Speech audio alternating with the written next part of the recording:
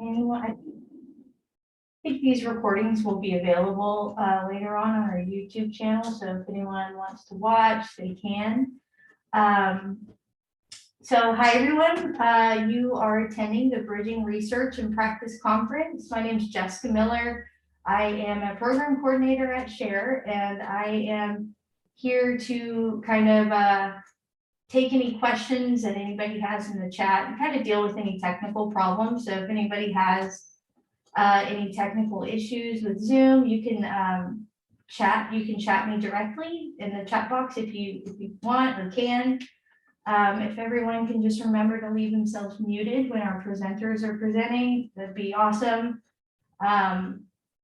Unless of course you're called on or you have any questions, you can put your questions in the chat. You can also raise your hand virtually if you know how. Let's see. So also at the end of the presentation, I'm going to be sending everyone like a short little evaluation. I'll send the link in the chat. So we want to encourage everyone who attended these sessions to fill out the evaluation, and it's kind of just like what you thought about it and how it went for you. Today we have David and Lou both presenting. The session you're attending is Alternatives to 12-Step Programs, which is super cool, super important. If people, don't identify well with 12-step, then support groups like these are super important to have in the mental health and substance use community. So I'm excited to hear from both of them. I haven't met Lou. I'm just now meeting Lou, but David, I do know David, and he's got a lot of information. So he's gonna kickstart this session. So I'll leave it to you, David.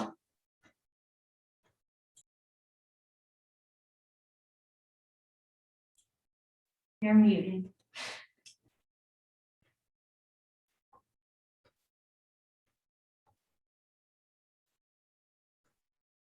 Okay, am I audible now?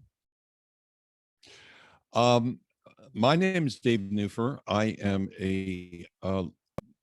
a facilitator and chapter president for the last 15 years with DBSA Pasadena. And I'm also been involved with the startup of a state umbrella organization, DBSA California, and am a project manager and board member there. Let me tell you a funny story in terms of how this presentation came about. We are working with SHARE in establishing a DBSA chapter at the Culver City SHARE facility. And I was talking to our liaison there yesterday, Rich. He asked whether I was going to this conference. And I said, oh yeah, it's going to be great. I wouldn't miss it. He said, how would you guys like to present? I said, oh, we'd love to present to you at some point in the future. And he said, no, how would you like to present tomorrow? Apparently there'd been a late cancellation. So we got slotted in, and there are a few things I like talking about more than DBSA and what it can do for the right people. What I'm going to try and do in this presentation is pretty briefly talk about what DBSA is, what the benefits are, and then how to access those. Let me start. I'm going to get rid of the tiles shortly, but let me ask, how many people have heard of DBSA before or know what it is? Is this about half or more than half? I can't see everybody, Jessica. Not everybody. You are doing better than most audiences. When we're presenting to mental health professionals, usually only about half. They've sort of heard of DBSA, not sure what it is. The short answer is I imagine everybody knows what NAMI is. Yes? DBSA is NAMI for peers. So that our primary emphasis is in regard to peers as opposed to family, friends, and the extended social system.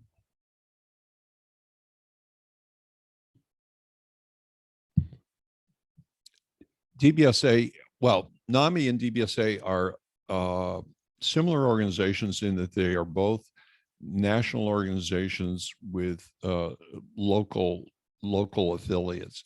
DBSA, which stands for Depression Bipolar Support Alliance, is the largest national peer-run mood disorder support group network in the US. It's founded in 1983. Our national headquarters are in Chicago. There are over 250 groups nationwide. There are 25 in California. And our basic offering to the community are 2-hour support group meetings in these local chapters, typically on a weekly basis, although some chapters have multiple meetings a week. And particularly, Jessica, let me ask you this. Is most of this audience from Southern California, or is this a statewide audience? Do you have a sense of that? I know that for some of this, I'm not sure for this specific session, but I know a lot of our audience is in the state of California, but we also have a lot of people Okay. from other states and out of the country as well. Okay. I'll keep it general then. Mostly what we're offering is 2-hour support group meetings. And DBSA, as we're going to be talking about, incorporates an evidence-based model of peer support. Where we are, we have 25 chapters in California. You can see the national website, dbsaalliance.org, for more information. I noticed that this link is not live. There will be a live link at the end of the presentation.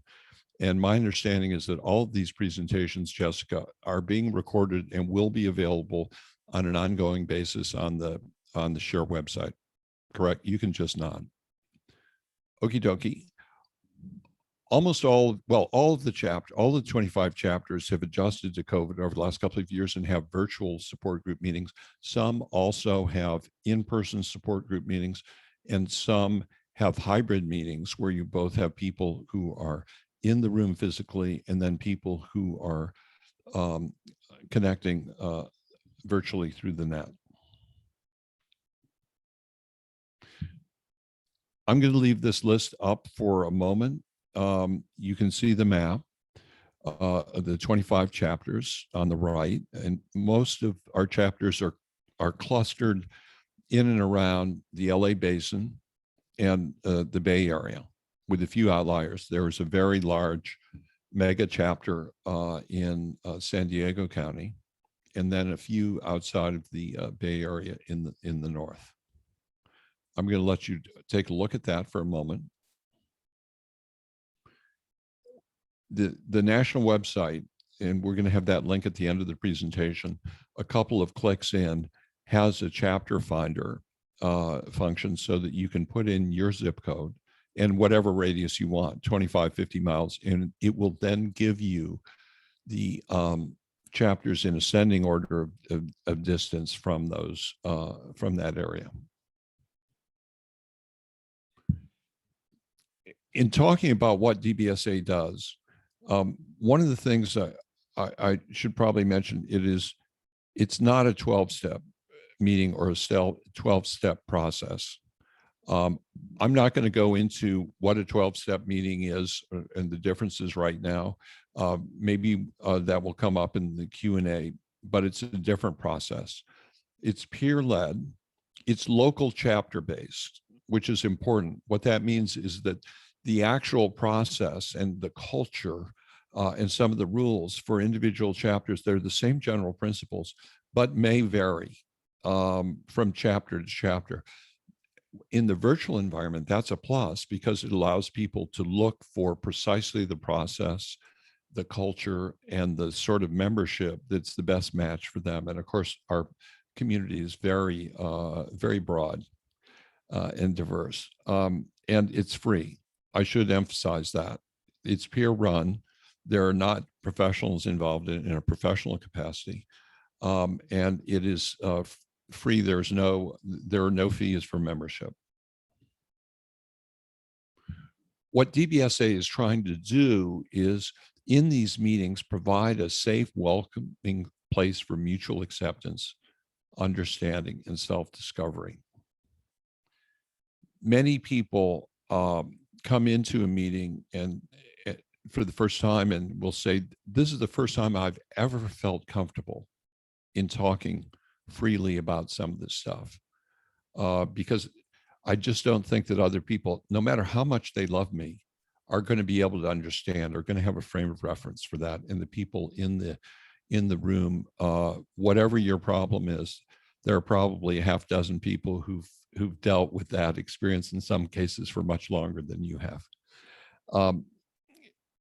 As I said, it allows new members, for example, someone who just gets a diagnosis, to learn from people who've been dealing with that sort of adaptation challenge for some period of time. As we're going to see, it motivates members to follow their treatment plans. And it helps them to understand that there is life beyond having a mood disorder. And hopefully we have a little bit of humor. I facilitate weekly for a 2-hour meeting for our chapter, DBSA Pasadena. One of my objectives when I'm facilitating is to make those 2 hours a little bit more fun for living with the mood disorder than the other 166 hours of the week. And often we're successful at that. Big question, do support groups help? Yes. Yes, they do. Evidence shows that people who attend support groups are less likely to be hospitalized. They're less likely to be re-hospitalized. If a member is not being adherent to their treatment plan when they start, they are likely to become more adherent over time. The longer they attend, the more adherent. Now, there's a lot of research. I think Jason may have cited some of this in his prior presentation, which was excellent. If you didn't hear it live, you should check it out once these presentations are online. But about 40% of mental health and wellness is attributable to social connection. And for many in the mood disorder community, that's one of the big dislocations. People may not have a job, they may not be living they may be living alone, and they may not have the structure in their life that's going to get them into social interactions on a regular basis. Group provides an opportunity for social interaction in a no risk environment. If someone comes to a meeting, they just want to listen, that's fine. There's no expectation in regard to what they're going to do, unlike, let's say, going to a family gathering or a party or other sorts of meetings. Let me come back to what we were talking about before.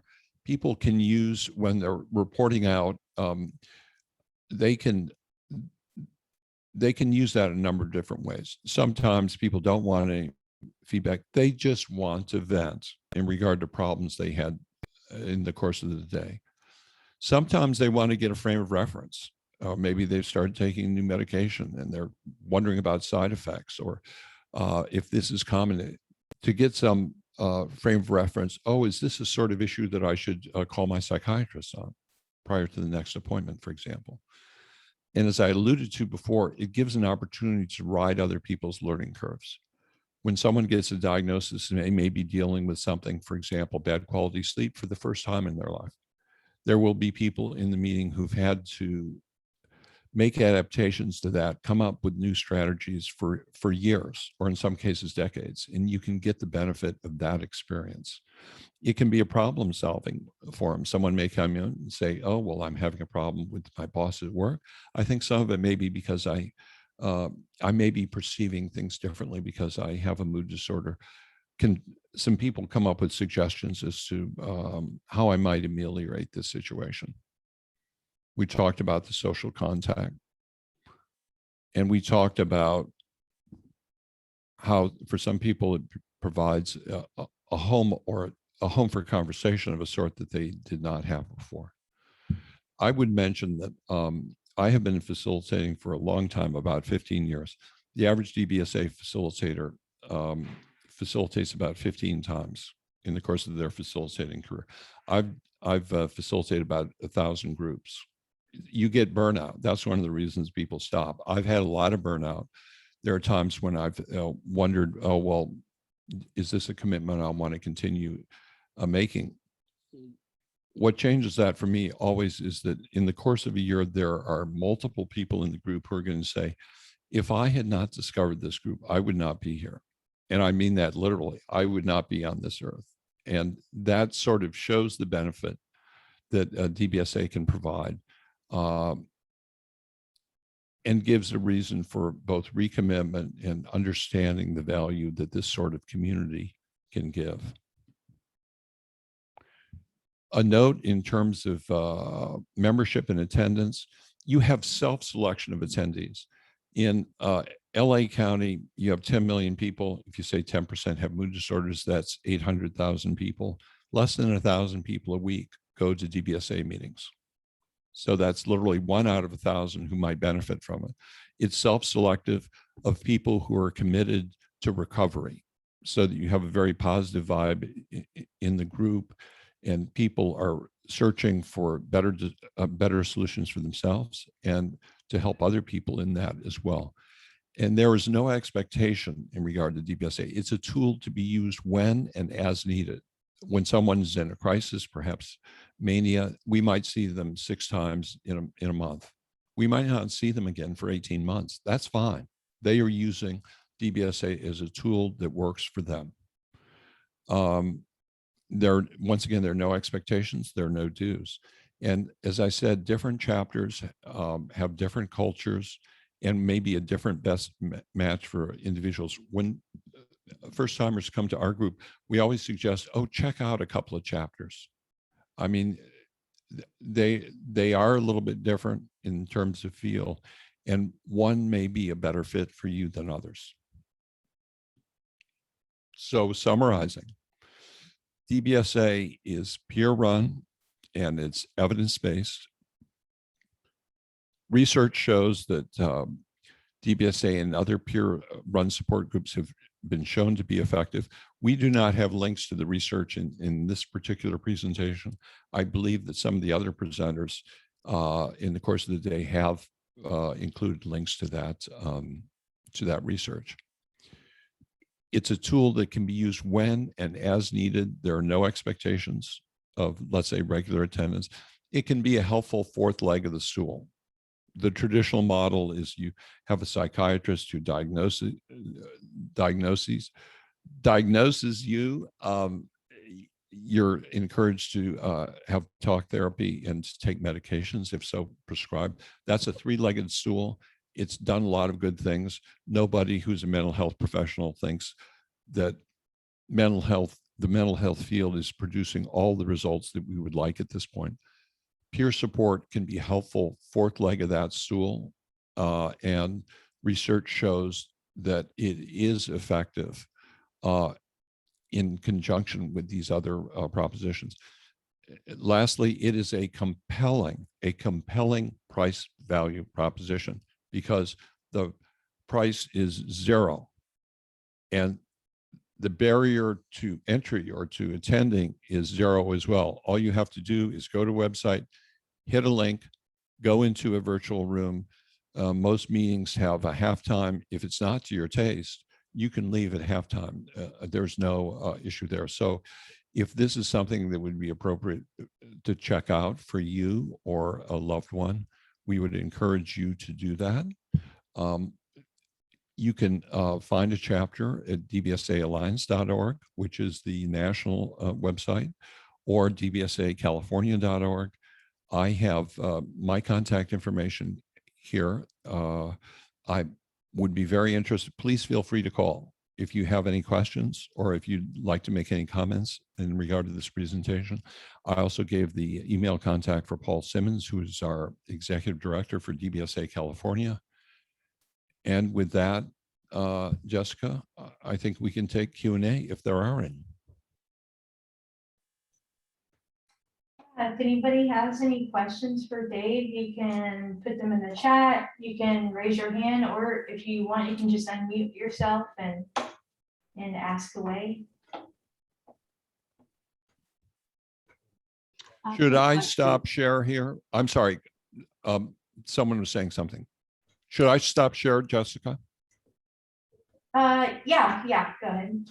Okay. And Deanna has a question for you, Dave. Hi, let me turn this on so y'all can see what I look like. Sorry, it gets a little bit warm. So thank you for your presentation. Amazing. I'm a woman in long-term recovery, which for me means for 28 years, I have not relied upon altering substances for my complex PTSD, depression, anxiety, mother of 6, grandmother, marriage, all those things is what I'm in recovery from. And I love that over the years, we have provided very specific resources to support more narrowed down things that people like myself deal with. Substance use disorder was a symptom of much greater challenges that I faced. And aside from NAMI, I'm not super familiar with, things that are, we run a complex PTSD class and support group, and anxiety and depression are typically, tucked under there. So I just wanted to say thank you for your work. If you are familiar with any other, national resources that are very specific, please share them. That's a good question, Jessica. I know that there are probably other resources that have been shared in the course of the presentation. I'm sorry, of the conference today, right? I guess, well, Deanna, I'll let you think on that, Jessica. Deanna, to your point, DBSA, and to be clear on that, encompasses not just depression and bipolar, but other mood disorders as well, such as anxiety disorders, schizoaffective, ADD. There are any number of people who have dual diagnoses, including autism. It's a Big Tent organization. Probably our closest partnership is with NAMI, which just fits hand in glove. When anyone comes to a DBSA meeting for the first time, we always suggest that they mention NAMI to their social support network, because it requires a successful and knowledgeable social support network for most people in the mood disorder community to maintain their health. Antonia. Thank you. Yes, I was going to ask. So when individuals log in and attend a group,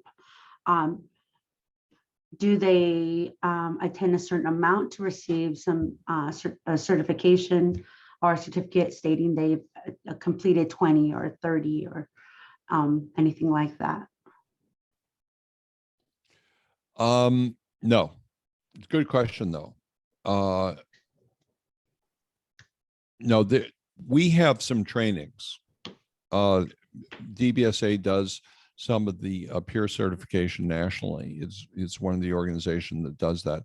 That's not something that we do. What I'm really talking about here is the chapters, the 25 local chapters, and there are 10 in the LA basin, incidentally, and what they do. And once again, our primary concern at the chapter level is providing the support groups. There are other certifications and trainings beyond that.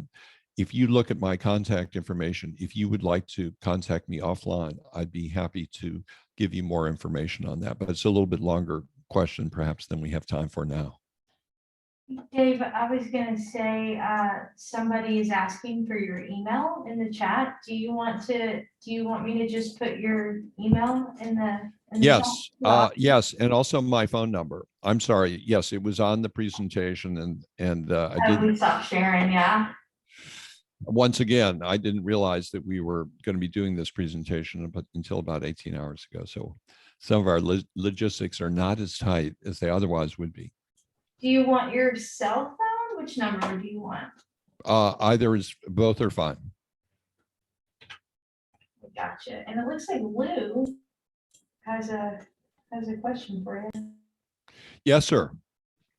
Yes, I just wanted to thank you and really appreciate all that information. And I've found, talking on subject of alternatives generally, the research on how effective peer support is with respect to medical conditions, as well as all medical conditions, from diabetes to heart disease to grief, not to mention depression and and bipolar disorders. And I sometimes think there's a cultural problem in the United States in that because it's not charged for, people don't recognize its worth very often. I bet you're right. I bet you're right. Sometimes some people say in group, oh, I'm getting more value from this than from my therapist. And once again, it's a very good price value proposition, but we say, no, it's a four-legged stool. It's complementary. And I just mentioned one thing, which is everybody else has an interest. Your family, your friends, the professionals who are serving you. Whereas to a certain extent, you can get there's community, but you can get totally disinterested viewpoint from someone else who has experience on that. And getting 4 or 5 other viewpoints on some of these tricky issues can be very, very helpful. Ashley. Yeah, I just want to say thank you so much for the presentation. I work at NAMI San Francisco, but I'm very familiar with DBSA San Francisco as well. I absolutely love them and the work that you all do. And like you said, they're very complementary. I'm wondering, I facilitate and organize our family support groups, and I'm wondering how your program leaders support your support group facilitators after they've been trained. In terms of continuing training? Yeah, continuing training. I think for us, sometimes we have small groups or large groups, and like how to balance that, how to balance like difficult personalities in the group and just building facilitators up so they feel confident. We have been doing a lot of work on that. Before we had training, usually would be done at the chapter level, and then national also has some training. Now all of that can move online. DBSA California has also begun facilitator training on roughly a monthly basis. Oh, wonderful. And I would be happy to talk. If you get my contact information, contact me. I would be delighted to talk with you on that offline. And the San Francisco chapters are very sophisticated and active in this area. So there may be some opportunities for cross-fertilization between the two. Yes, I love the San Francisco chapter. I attend. Give me a ring, Ashley. Give me a ring. Yes. Other questions? I don't have, I'm not sure if I have all the screens. Michelle, how are we looking? I think you got all, that's actually was the last question. I don't see any else in the chat. Okay. Anything else I should say? Jessica, the information, the contact information is in the chat, right? Yeah, anything to contact you and collaborate with you on anything with DBSA, I put your phone, Antonia helped me out too. We both put your phone and your email in the chat, so. Okay, and sincerely, we are interested in feedback on this. And if you have any questions, that's one of my jobs to answer them. I may not be the right guy to answer it, but I'll be able to get you to the right person in DBSA within California, hopefully to be able to answer whatever question you have. So please follow up if you still have questions. And I guess with that, I can throw it to Jessica and Lou. Right. Thanks, David. I love DBSA. Thanks, the way DBSA operates is so rad and it's just so different. I'm so used to 12-step and substance use. And so it's just cool to see, self-help support groups operate in other ways and it worked for people. And it's really cool. I like that the organization I work for uses all types. So that leads me to Lou. We also, another one of our presenters has arrived. His name is Everette, and he will talk about Toastmasters shortly after Lou.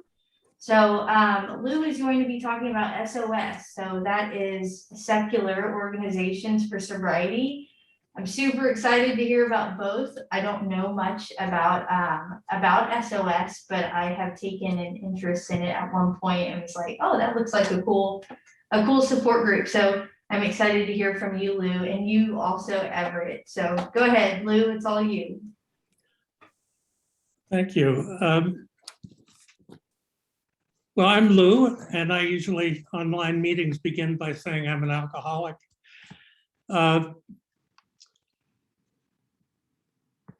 I first connected with a recovery program for alcoholism around 1984. And I got to a meeting and it began with people talking about celebrating their birthdays, which is sort of a tradition in Alcoholics Anonymous. But to me, my immediate thought, and I'm older than most of you, but back in the 1983, 84, I thought I had been sent to a moral majority meeting and that the people were all born again Christians. It wasn't helped when the Lord's Prayer was part of the presentation. Now, I was fortunate in that once people in that meeting started talking about their problems with alcohol, I knew I was in the right place.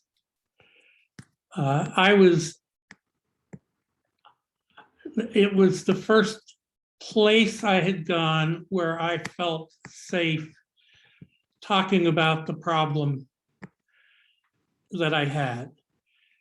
I was at the time a single parent. I was worried about my job. I was worried about my ability to be able to take care of my son.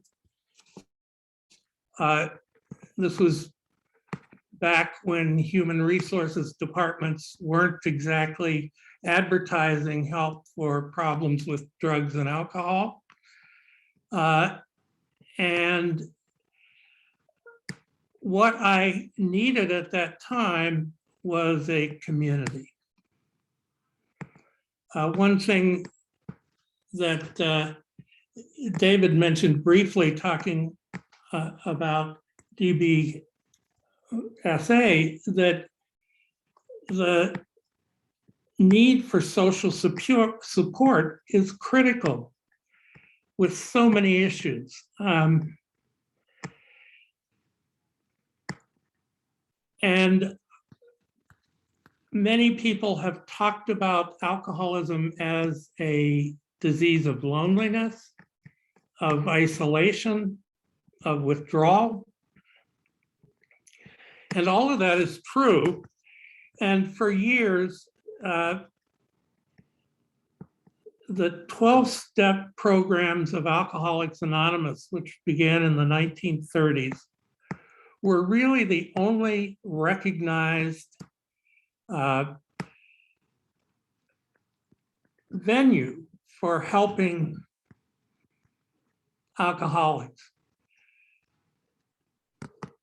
Prior to greater insurance coverage, most doctors at the time didn't want to deal with alcoholism, and nor did most insurance companies, although treatment facilities came up eventually. But that's why the problem with the situation at that time was that for many people who either felt simply that they did not believe in spiritual programs, or I think it was harder for many people who felt they had suffered at the hands of religious doctrines at one time or another. And the idea that the only road to recovery was one through acceptance of a God, which for the most part was, if not directly stated, was pretty clearly a Christian one. The AA meetings for 30 or 40 years used to end with the Lord's Prayer.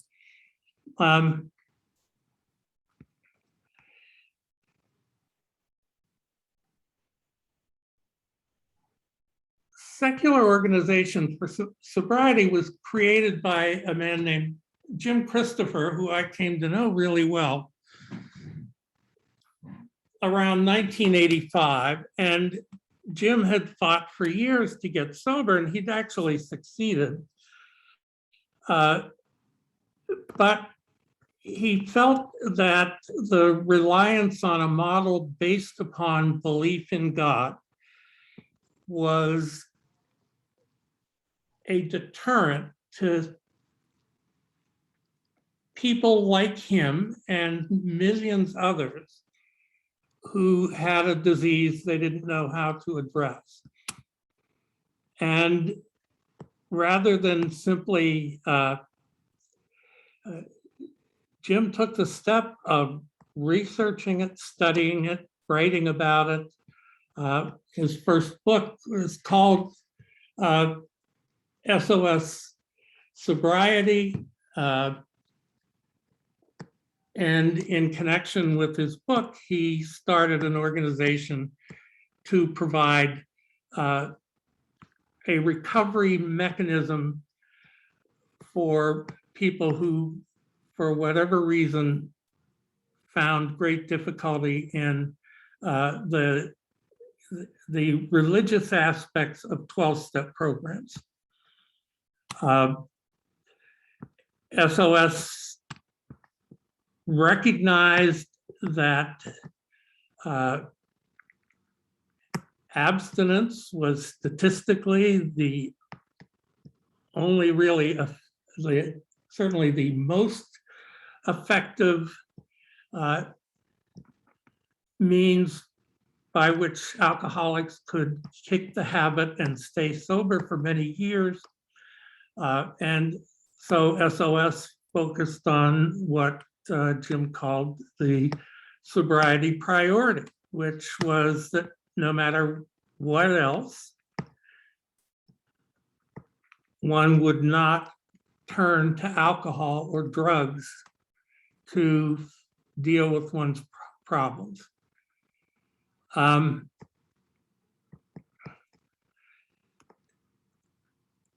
SOS has meetings now, I think in Europe, in England, and various parts of the United States. It has never become a gigantic program. And there are thousands of people in it, but there are millions of people in Alcoholics Anonymous, for example. But it is available, and it's a way to address one's disease with peer support that does not require having a particular spiritual outlook or a religious belief. And for that, I just think that the recovery community owes Jim a great debt of gratitude. There are other alternative programs in the alcoholism field, and I'm not an expert on all of them, but what I think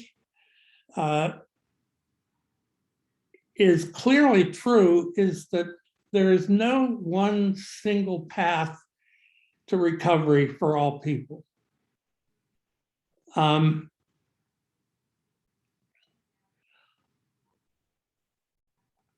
don't question that, and I want to say that the organization putting on this conference, that's one of its major principles is to recognize that different people have different needs and take different paths to recovery. And one of the first recovery awards that SHARE created was for alternatives in self-help. And that award's named the Jim Christopher Award. Jim would personally give it for many years until he passed away last year, and is sorely missed. There are, I think SOS was the first alternative program that because Jim wrote several books about it, publicized it widely, that created a recognition that alternatives could be helped. And I think that gets proven year in and year out. For many people, the concept of surrender in a 12-step program may work better.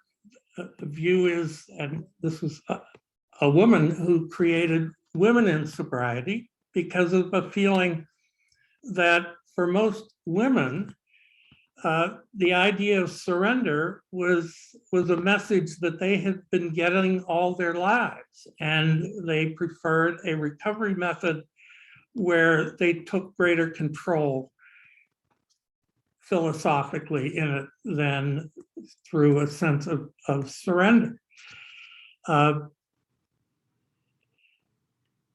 Cher has given the Alternatives in Recovery Award to Free in One, which is a decidedly Christian-based recovery program in the African-American community, where the African-American church has been so critical, a center for civil rights, social support. And the idea, from my point of view, is just that any organization that can provide a community to support people in recovery is extremely valuable. And nothing pains me more than being in any kind of meeting and hearing philosophical arguments back and forth over why some people will never get sober. And because it's so defeating to look at it that way. Instead, I think I hope that, as I do, I've learned to look for what I need and what speaks to me in recovery programs, and to encourage other people to look for that with meetings, because the evidence that David talked about, the evidence of how valuable peer support is in helping people with any type of disorder is overwhelming. People learn better from hearing each other talk about their own problems than being told how to solve their problems. And that's why the concept of alternatives in self-support is so important. I myself feel like I've had several different recoveries beyond just alcohol. I needed a recovery, and I've celebrated, I think, about 11 and a half years in an organization called Recovering Couples Anonymous, which is a 12-step program for couples in which the steps are worked as couples.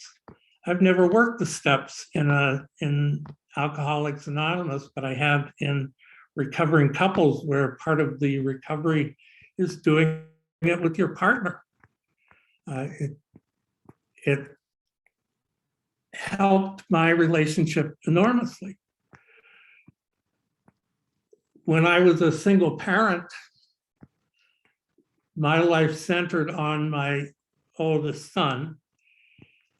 Some years ago, I had to recognize at a Naranon meeting that even though I thought I knew what enabling was, I needed a recovery from enabling my son in his own addiction. And that program I look at that as really a separate recovery for me. It required a different way. It required me to look at the problems in my life from a different perspective than in my individual recovery program. So I'm a fan of alternatives in self-help because I see how they save lives, contribute to the health of the community, and add to the quality of my life.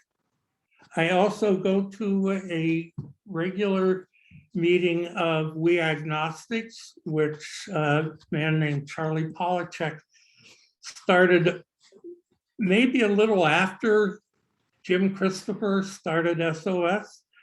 We Agnostics is an AA meeting that after years of fighting, the World Services ultimately accepted as a legitimate AA meeting, although it was touched for years.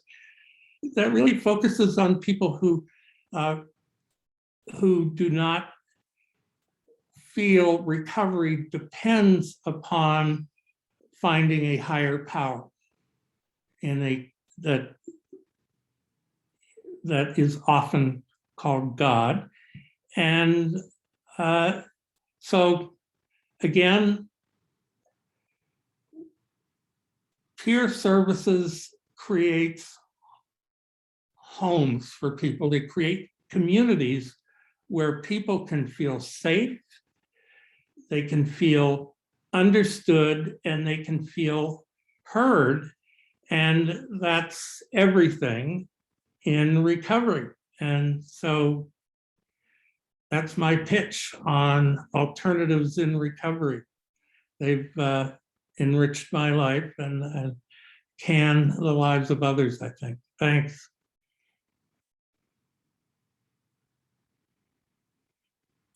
Thanks, Lou. Does anyone have any questions for Lou about any of the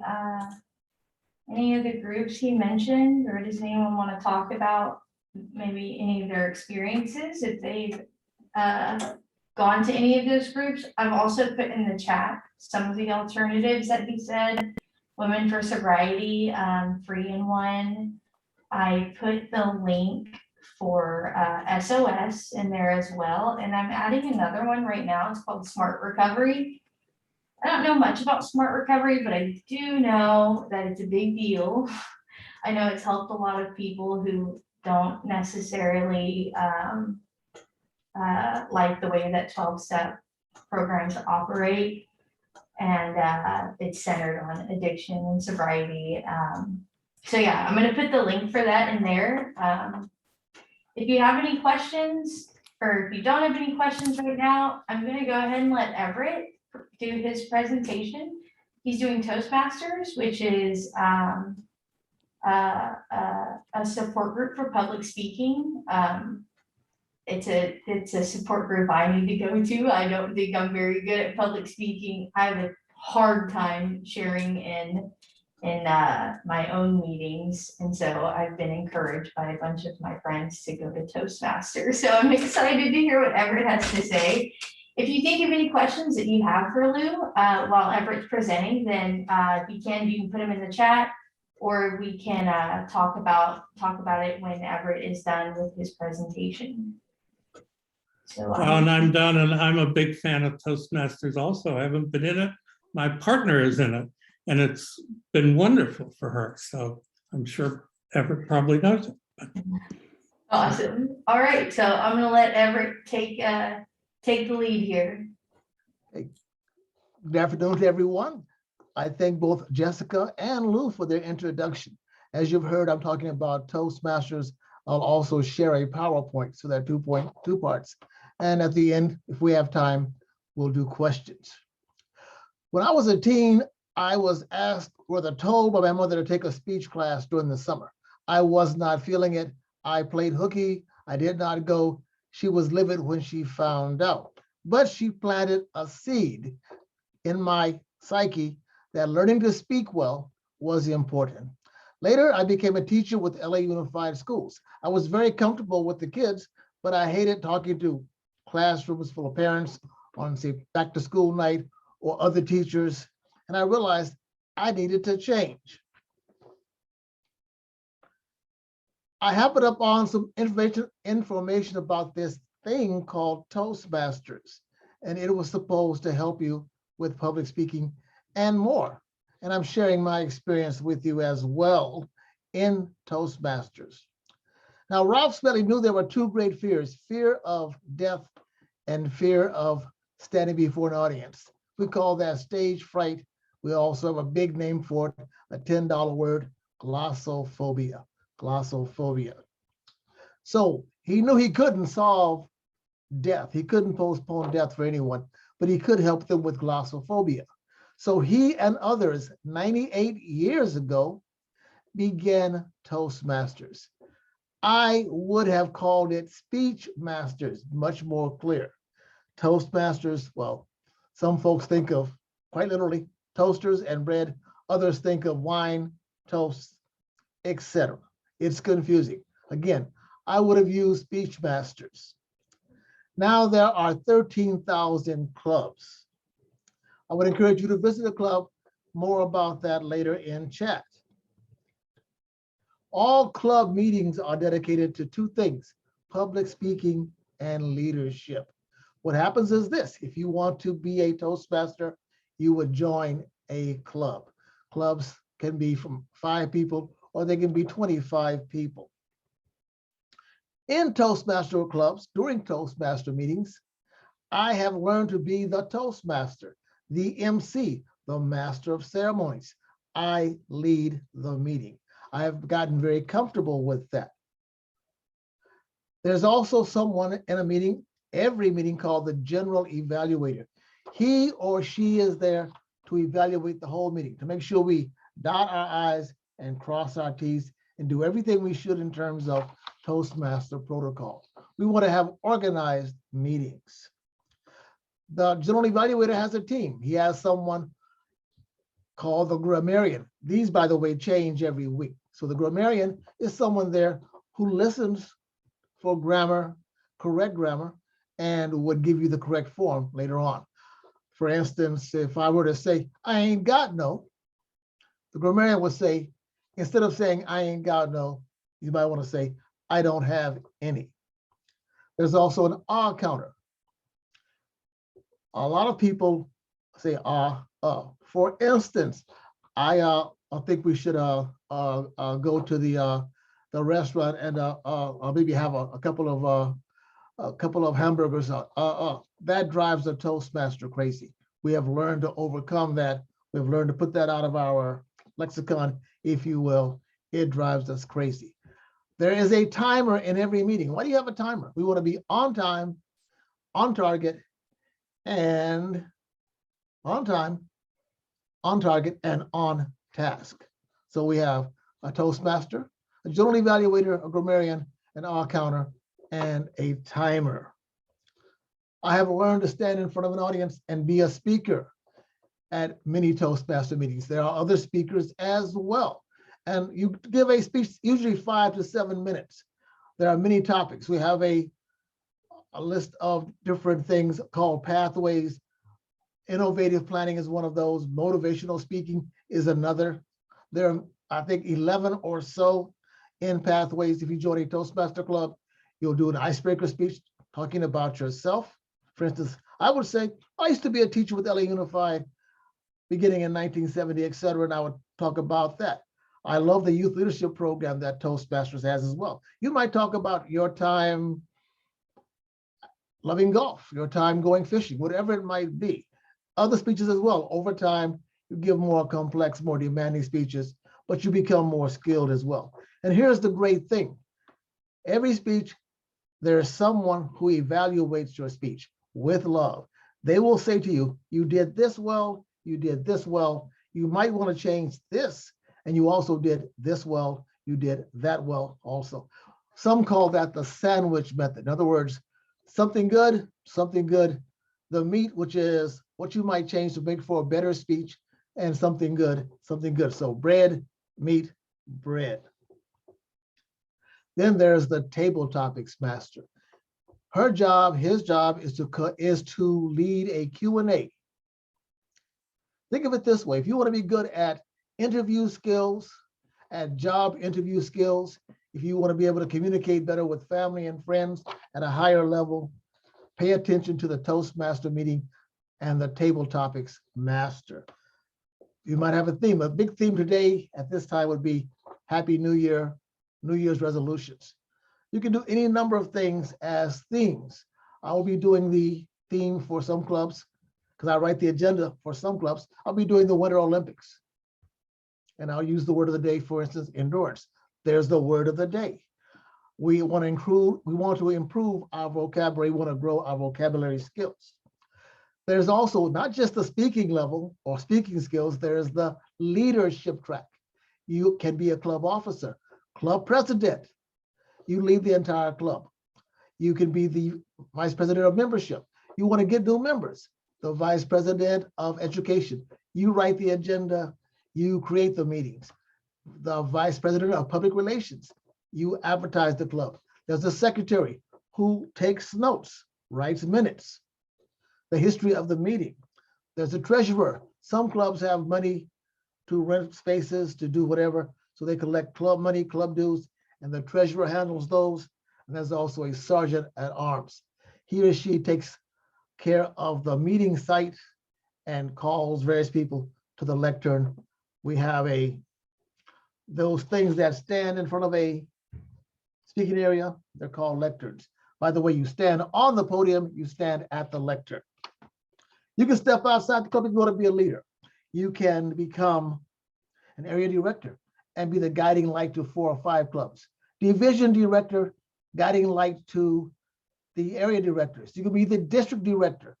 District 1, this is District 1, is about 3,000 plus people or so, and it's a nonprofit organization led by distinguished Toastmaster Diane Markham, who's been a dedicated Toastmaster, I think, for 10, 11 years, and that's how that works. You rise from the club to district level, and I've done many things at that level as well. I'm currently the District 1 logistics manager, which means in a normal year without COVID, I would move things, fix things, build things.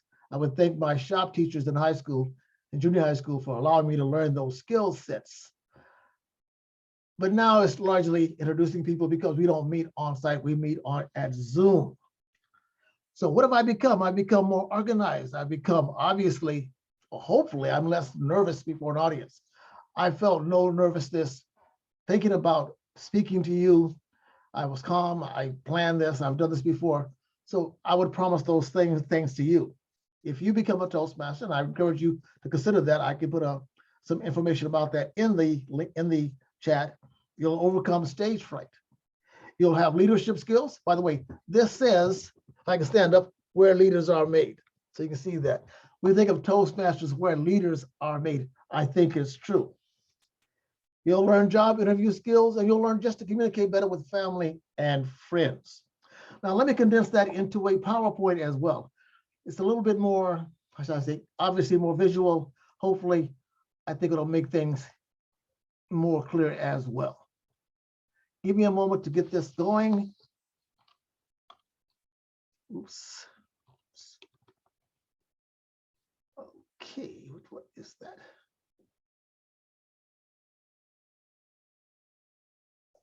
Let's hope there. I have several of these. Oops, open. The benefits of Toastmasters. Okay, Ralph Stanley and others founded Toastmasters in 1924, as I said. In 2 years, we're going to have a really big celebration, as you might guess. It'll be our 100th anniversary. He understood there were 2 great fears, fear of death and fear of public speaking. He knew he couldn't overcome one, but he could do something about glossophobia, so he began Toastmasters.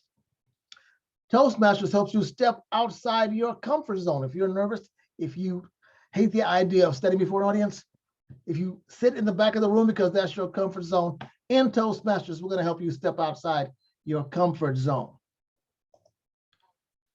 We're going to help you leave stage fright behind. We're going to put that behind you. By the way, the brown thing, she's standing at that furniture, she's standing at the lectern.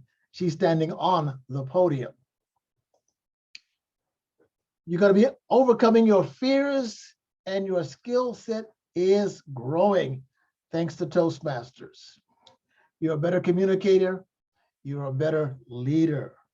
If you can communicate well, you become the leader almost in a de facto sense. Gee, he explained that really well. I think I'll do what he said. I think I'll follow his because I understood what he said. If you can clearly explain something, you oftentimes become the leader. You get to upgrade your resume.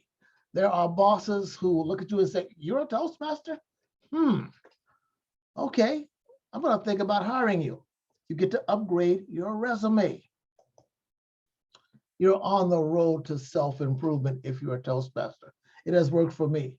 I'm no longer a blithering idiot.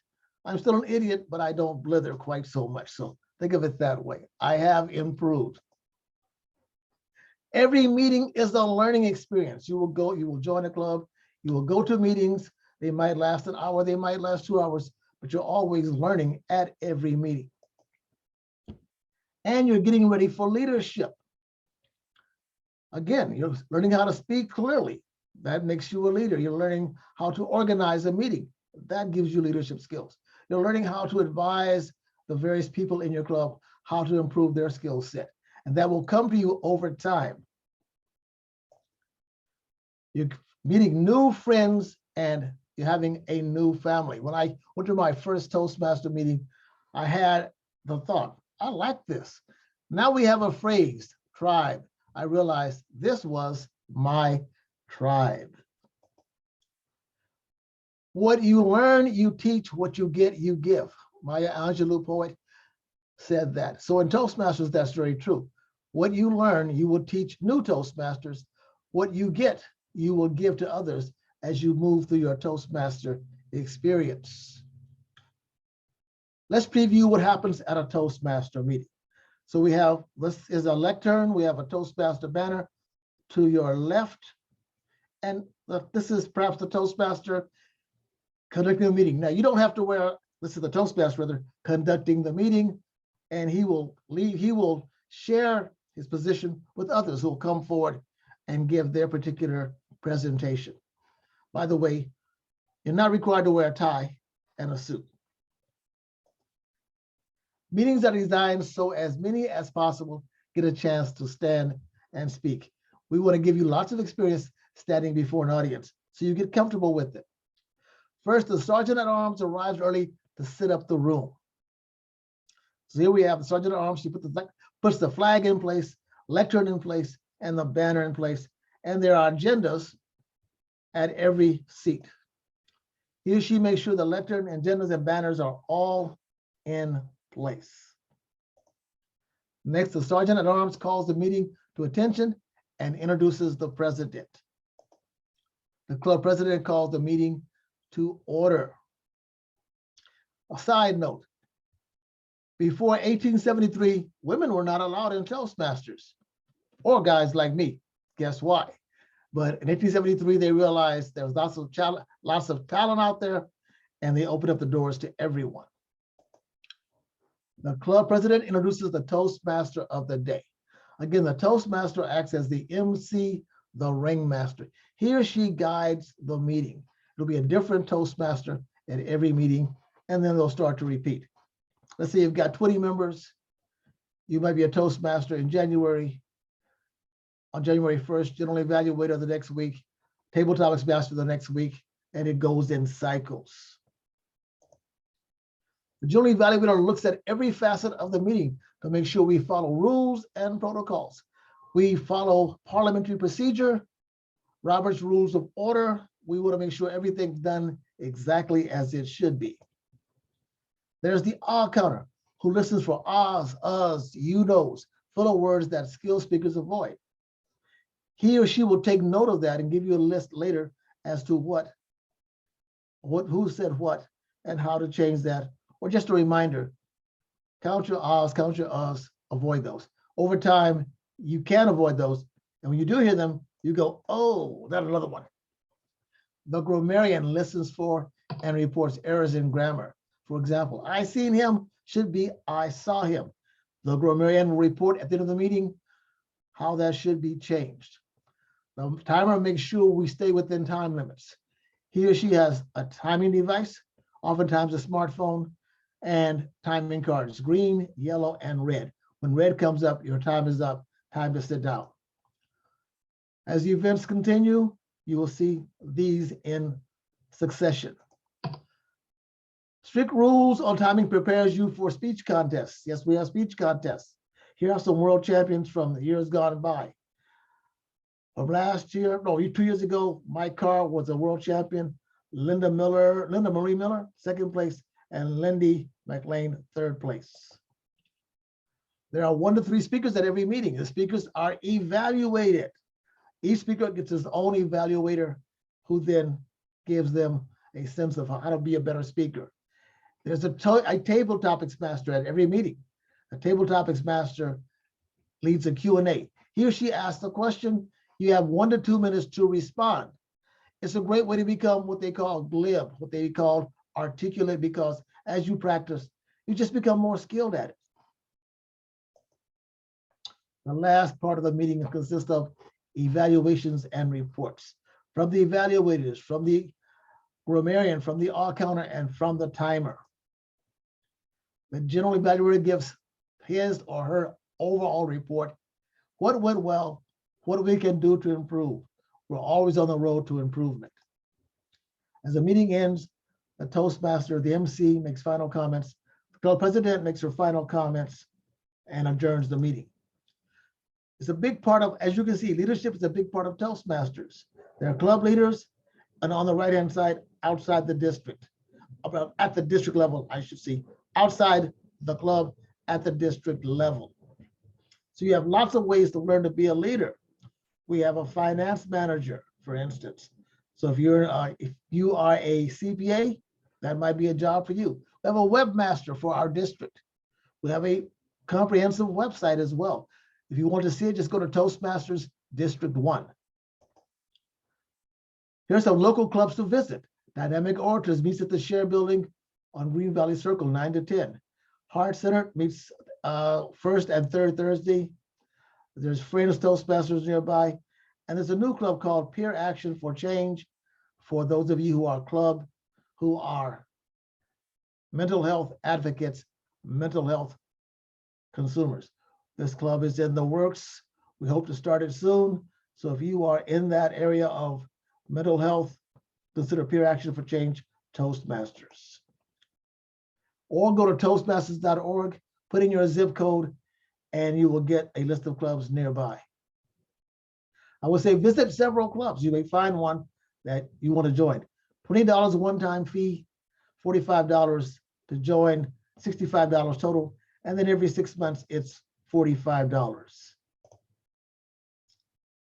Oops. And thank you.